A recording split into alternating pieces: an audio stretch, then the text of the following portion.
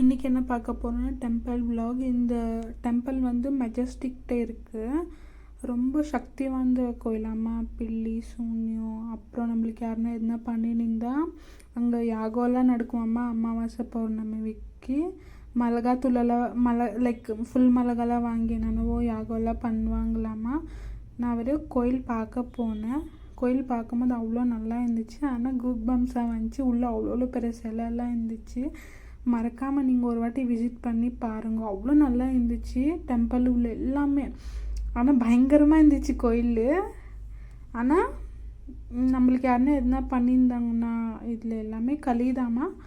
நான் அதுக்கெல்லாம் போகல, வெறும் சாமியை பார்க்கலான்னு போனேன். செம்ம பயங்கரமாக இருந்துச்சு இந்த கோயில். எனக்கு ரொம்ப பிடிச்சிச்சு கோயில்.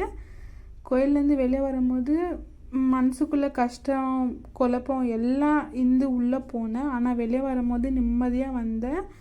சாந்தமாக இருந்துச்சு எனக்கு. மறக்காமல் நீங்கள் ஒரு வாட்டி விசிட் பண்ணுங்க.